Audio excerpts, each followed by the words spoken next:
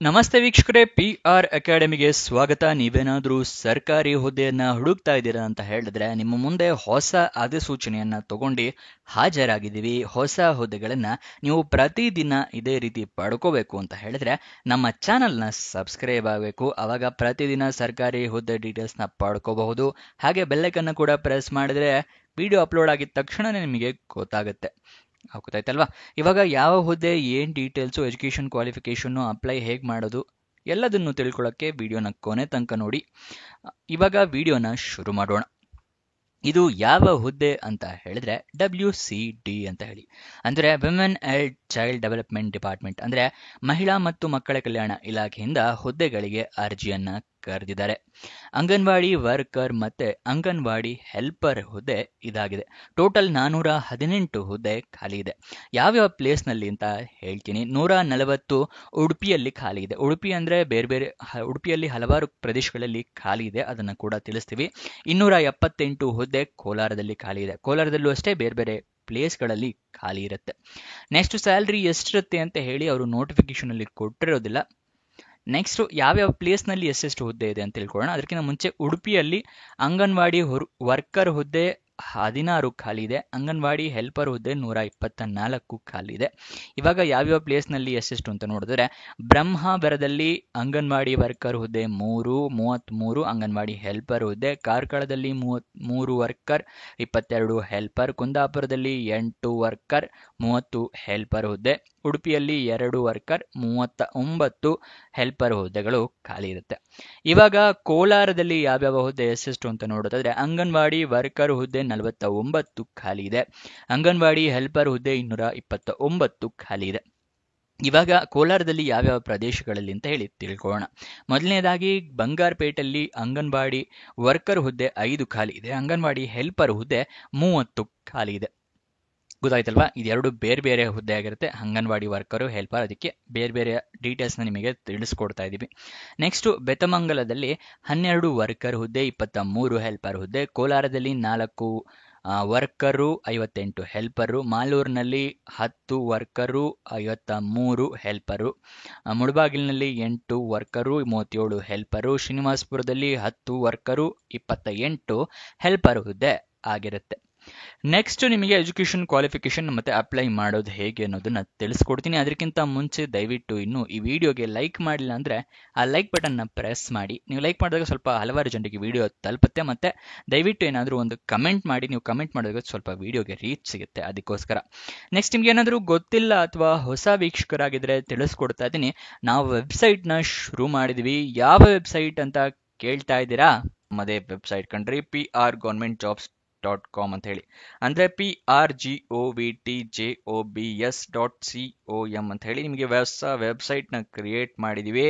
ಇದರ link description ಮತ್ತೆ comment box ನಲ್ಲಿ ಕೊಟ್ಟಿದ್ವಿ. ಏನಕ್ಕೆ ವೆಬ್ಸೈಟ್ ಕ್ರಿಯೇಟ್ ಮಾಡಿದೀವಿ ಅಂದ್ರೆ, ಯೂಟ್ಯೂಬ್ ನಲ್ಲಿ 2 ರಿಂದ 3 ಜಾಬ್ ಡೀಟೇಲ್ಸ್ ತಿಳಿಸ್ಕೊಡ್ಬೋದು ಪ್ರತಿದಿನಕ್ಕೆ.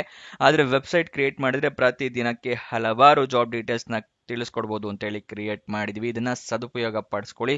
ಅದ್ರ ಕಮೆಂಟ್ ಬಾಕ್ಸ್ ಅಥವಾ ಡಿಸ್ಕ್ರಿಪ್ಷನ್ ಇಂದ ಕ್ಲಿಕ್ ಮಾಡಿದ್ರೆ ಈ ರೀತಿ ಒಂದು ಪೇಜ್ ಓಪನ್ ಆಗುತ್ತೆ ನಮ್ಮ ವೆಬ್ಸೈಟ್. ಇಲ್ಲಿ ಕರ್ನಾಟಕ ಗೌರ್ಮೆಂಟ್ ಜಾಬ್ಸು, ಇಲ್ಲಿ central government 10th pass 12th pass degree jobs, ಈ ತರ ಹಲವಾರು ಕೆಟಗರಿಯ ಜಾಬ್ಸ್ ಇದೆ. ನಿಮ್ಮ ಎಜುಕೇಶನ್ ಕ್ವಾಲಿಫಿಕೇಶನ್ಗೆ ಯಾವ್ದು ಸೂಟ್ ಆಗುತ್ತೆ ನೋಡಿ ಅದನ್ನ ಕ್ಲಿಕ್ ಮಾಡ್ಕೊಳ್ಳಿ. ಸ್ಕ್ರೋಲ್ ಡೌನ್ ಮಾಡಿದ್ರೆ ಕನ್ನಡದಲ್ಲಿ ಕೂಡ ಬಟನ್ಸ್ಗಳನ್ನ ಕೊಟ್ಟಿದ್ದೀವಿ. ಕನ್ನಡ, ಇಂಗ್ಲಿಷ್ ಯಾವ್ದ್ರಲ್ಲಿ ಬೇಕಾದ್ರೂ ಕ್ಲಿಕ್ ಮಾಡಬಹುದು. ಸ್ಕ್ರೋಲ್ ಡೌನ್ ಮಾಡಿದ್ರೆ ಇಲ್ಲಿ Karnataka government jobs, central government 10th pass ಜಾಬ್ಸ್ನ ಲಿಸ್ಟ್ಗಳನ್ನ ಕೊಟ್ಟಿದ್ದೀವಿ. ಇಲ್ಲಿ ಎಲ್ಲ ಲಿಸ್ಟ್ನ ನೋಡ್ಕೋಬಹುದು. ಇಲ್ಲಿ ಸ್ಕ್ರೋಲ್ ಡೌನ್ ಮಾಡ್ಕೊಂಡು ನೋಡ್ಕೋಬಹುದು. ಮೊಬೈಲ್ನಲ್ಲಿ ಆಗಿದ್ರು ಅಷ್ಟೇ ಇದನ್ನ ಸ್ಕ್ರೋಲ್ ಡೌನ್ ಮಾಡಿದ್ರೆ ನಿಮಗೆ ಡೀಟೇಲ್ಸ್ ಸಿಗುತ್ತೆ. ಕೆಳಗಡೆ ಮೋರ್ ಜಾಬ್ಸ್ ಅಂತಿದೆಯಲ್ಲ, ಇದನ್ನು ಕ್ಲಿಕ್ ಮಾಡಿದ್ರೆ ಇನ್ನೂ ಹಲವಾರು ಜಾಬ್ಸ್ ಓಪನ್ ಆಗುತ್ತೆ. ಕರ್ನಾಟಕ ಗೌರ್ಮೆಂಟ್ ಇಂದು, ಸೆಂಟ್ರಲ್ ಗೌರ್ಮೆಂಟ್ ಮತ್ತೆ 10th ಪಾಸ್ ಜಾಬ್ಸ್ ಇಂದು ಹಲವಾರು ಜಾಬ್ಸ್ ಡೀಟೇಲ್ಸ್ ಓಪನ್ ಆಗುತ್ತೆ. ಅದನ್ನ ಪಡ್ಕೊಳ್ಳಿ, ಯಾವ ಜಾಬ್ ಡೀಟೇಲ್ಸ್ ಬೇಕು ಅಂತ. ಆದ್ರೆ ನೀವು ಕೇಳ್ಬೋದು, ಈ ವೆಬ್ಸೈಟ್ ನಲ್ಲಿ ಜಾಬ್ ಡೀಟೇಲ್ಸ್ ಅಪ್ಲೋಡ್ ಆಗಿದ ತಕ್ಷಣ ನಿಮಗೆ ಹೇಗೆ ಗೊತ್ತಾಗತ್ತೆ ಅಂತ ಹೇಳಿದ್ರೆ, ನಾವು ನಿಮಗೆ ವಾಟ್ಸಪ್ ಮತ್ತೆ ಟೆಲಿಗ್ರಾಮ್ ಚಾನಲ್ ನಿಂದ ಲಿಂಕ್ ನ ಪ್ರೊವೈಡ್ ಮಾಡ್ತೀವಿ. ಸೊ ಅದನ್ನ ಫಾಲೋ ಮಾಡಿ. ಡಿಸ್ಕ್ರಿಪ್ಷನ್ ಮತ್ತೆ ಕಮೆಂಟ್ ಬಾಕ್ಸ್ ನಲ್ಲಿ ಈ ಸೋಷಿಯಲ್ ಮೀಡಿಯಾ ಚಾನಲ್ಸ್ ನ ಲಿಂಕ್ ಕೊಟ್ಟಿದ್ದೀನಿ ಡಿಸ್ಕ್ರಿಪ್ಷನ್ ನಲ್ಲಿ. ಅಲ್ಲಿಂದ ಕ್ಲಿಕ್ ಮಾಡಿದ್ರೆ ನೀವು ಟೆಲಿಗ್ರಾಮ್ ನ ಜಾಯ್ನ್ ಆಗ್ಬೋದು. ಅಲ್ಲಿಂದನೇ ಕ್ಲಿಕ್ ಮಾಡಿ ವಾಟ್ಸಪ್ ಚಾನೆಲ್ ನ ಕೂಡ ಜಾಯ್ನ್ ಆಗ್ಬೋದು. ಪ್ರತಿದಿನ ಜಾಬ್ ಡೀಟೇಲ್ಸ್ ಅಪ್ಲೋಡ್ ಆಗಿದ ತಕ್ಷಣ ಈ ಜಾಬ್ ಡೀಟೇಲ್ಸ್ ಅಪ್ಲೋಡ್ ಆಗಿದೆ, ಇದರ ಲಿಂಕ್ ಅಂತ ಹೇಳಿ ನಿಮಗೆ ಪ್ರೊವೈಡ್ ಮಾಡ್ತೀವಿ. ಮತ್ತೆ ಕೊನೆ ದಿನಾಂಕ ಹತ್ತಿರ ಬರ್ತಿದ್ದಾಗೆ ಈ ಜಾಬ್ಸ್ ಕೊನೆಗೊಳ್ತಾ ಇದೆ ಅಂತ ಹೇಳಿ ಅದರ ಲಿಂಕ್ ಕೊಡ್ತೀವಿ. ನೀವು ಆದಷ್ಟು ಬೇಗ ಅರ್ಜಿಯನ್ನು ಹಾಕೊಳ್ಳೋಕ್ಕೆ ಹೆಲ್ಪ್ ಆಗುತ್ತೆ. ವಾಟ್ಸಪ್ ಮತ್ತು ಟೆಲಿಗ್ರಾಮ್ನ ಜಾಯಿನ್ ಆಗೋದು ಮರಿಬೇಡಿ. ಇವಾಗ ಎಜುಕೇಷನ್ ಕ್ವಾಲಿಫಿಕೇಶನ್ ಏನಾಗಿರ್ಬೇಕು ಅಂತ ಹೇಳಿ ತಿಳ್ಕೊಳ್ಳೋಣ. ಅಂಗನವಾಡಿ ವರ್ಕರ್ ಹುದ್ದೆಗೆ 12th ಪಾಸ್ ಆಗಿರೋರು ಅರ್ಜಿಯನ್ನ ಹಾಕೋಬಹುದು. ಅಂದ್ರೆ 12th ಅಥವಾ PUC ಅಂತ ಹೇಳ್ತಾರೆ ಅದು. ನೆಕ್ಸ್ಟ್ ಅಂಗನವಾಡಿ ಹೆಲ್ಪರ್ ಹುದ್ದೆಗೆ ಜಸ್ಟ್ 10th ಪಾಸ್ ಆಗಿದ್ರೆ ಸಾಕು, ಅರ್ಜಿಯನ್ನ ಹಾಕೋಬಹುದು. ಗೊತ್ತಾಯ್ತಲ್ವಾ? SSLC ಆಗಿದ್ರೆ ಅರ್ಜಿಯನ್ನು ಹಾಕುವುದು ಅಂಗನವಾಡಿ ಹೆಲ್ಪರ್ ಹುದ್ದೆಗೆ. ನೆಕ್ಸ್ಟ್ ವಯೋಮಿತಿಯ ಡೀಟೇಲ್ಸ್ನ ತಿಳ್ಕೊಳ್ಳೋದಾದ್ರೆ ಮಿನಿಮಮ್ 19 ವರ್ಷ ಆಗಿರಬೇಕು, ಮ್ಯಾಕ್ಸಿಮಮ್ 35 ವರ್ಷದವರು ಕೂಡ ಅರ್ಜಿಯನ್ನ ಹಾಕಬಹುದು. ವಯೋಮಿತಿಯ ಸಡಿಲಿಕೆಯನ್ನ ಅವರು ಕೊಟ್ಟಿರೋದಿಲ್ಲ. ಅರ್ಜಿ ಶುಲ್ಕ ಅಂದ್ರೆ ಅಪ್ಲಿಕೇಶನ್ ಫೀಸ್ ಎಷ್ಟಿದೆ ಅಂತ ತಿಳ್ಕೊಳ್ಳೋದಾದ್ರೆ ಯಾವುದೇ ರೀತಿಯ ಅಪ್ಲಿಕೇಶನ್ ಫೀಸ್ ಕೂಡ ಇರೋದಿಲ್ಲ. ಉಚಿತವಾಗಿ ಅರ್ಜಿಯನ್ನ ಹಾಕೋಬಹುದು, ಈ ಜಾಬ್ನ ನೇಮದಾಗಿಸ್ಕೊಳ್ಬಹುದು. ಸೆಲೆಕ್ಷನ್ ಪ್ರೋಸೆಸ್ ವಿವರ ತಿಳ್ಕೊಳ್ಳೋದಾದ್ರೆ ಯಾವುದೇ ರೀತಿಯ ಪರೀಕ್ಷೆ ಅಂದ್ರೆ ರಿಟರ್ನ್ ಟೆಸ್ಟ್, ಲಿಖಿತ ಪರೀಕ್ಷೆ ಈ ತರ ಯಾವುದೇ ಪರೀಕ್ಷೆಗಳು ಕೂಡ ಇರೋದಿಲ್ಲ. ಜಸ್ಟ್ ನಿಮ್ಮನ್ನ ಮೆರಿಟ್ ಲಿಸ್ಟ್ ಪ್ರಕಾರ ಸೆಲೆಕ್ಟ್ ಮಾಡ್ತಾರೆ. ಅದಕ್ಕೋಸ್ಕರ ಎಲ್ಲರೂ ಅರ್ಜಿಯನ್ನ ಹಾಕೊಳ್ಳಿ ಉಚಿತವಾಗಿ. ಮತ್ತೆ ಈ ಜಾಬ್ನ ನೇಮದಾಗಿಸ್ಕೊಳ್ಳೋ ಅವಕಾಶವನ್ನ ಮಿಸ್ ಮಾಡ್ಕೋಬೇಡಿ.